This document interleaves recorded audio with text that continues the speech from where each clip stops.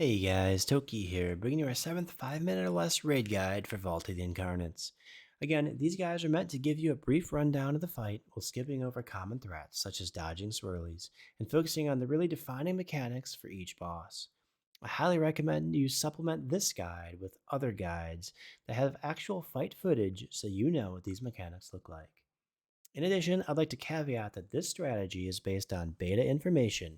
We're closely monitoring any changes Blizzard might make, and we'll adjust our strategy accordingly closer to raid week.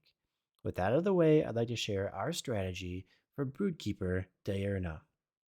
Broodkeeper Diurna has multiple eggs throughout the room, and this is the really key mechanic for the boss. You can't kill the boss below a certain percent of its health, which is gated based on the number of eggs in the room. The more eggs in the room, the higher the percent of the health is on the boss that you can't kill below. Now, the boss will hatch the nearest two eggs closest to the boss, and it'll give a buff to allies nearby, so the tank movement is very important. The boss also has a staff that they'll slam into the ground that will give two players an extra action button that will cause a channel to go from the staff to you, which can prematurely hatch the eggs. And so, what this will look like is the boss will empower two eggs near the boss, which in 15 seconds will hatch. She'll slam a staff on the ground where players will quickly get the debuff and hatch both of those eggs before the 15 seconds are up. The tanks will then move the boss away from the eggs and away from the spawn drakes, and half the raid will stay and kill the drakes. We'll then rinse and repeat as we go throughout the room. Now, these eggs' positions are not set in stone, nor is the number of eggs, and so we'll have to adjust that closer to raid launch. There will be a certain defined path that we'll have to follow every time and will be part of the learning curve. Also, as we go throughout the room, there'll be certain large sets of ads that will spawn, designated by the numbers on the screen here. And the first ad spawn will be the frost ads. You'll have one large proto dragon, which will do significant tank damage and a 50-yard slow and damage, as well as two mages that need to be interrupted.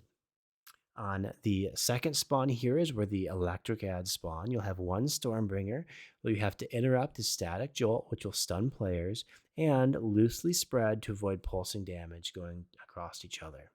You'll also have a Legionnaire, which will fixate a random player, and a Mage, which will have to be interrupted. The third ad spawn will be fire ads, which will have a firebender, which will explode, dealing damage and then healing enemies. You have to purge the healing off of nearby enemies and dodge spinning flame orbs. You'll also spawn three legionnaires, which will fixate random players. And then finally, in the fourth ad spawn, you'll have one Earth Reaver, which will do huge tank damage and armor reduction, plus a frontal stun cone. Really important that the tanks point this away from the raid. And finally, there'll be two mages that need to be interrupted that spawn with the last ad. There is a phase 2 to this boss, but it's uncertain if this is time-based or egg-based. And in this phase, all abilities are empowered and get stronger every 30 seconds. This is the phase that we have to hero and burn. And that's all that we know so far about this fight. We'll follow up with more information once we get it in the future. But that concludes our preliminary guide on Broodkeeper Diurna. Make sure to smash that like button for the algorithm or something. Happy raiding.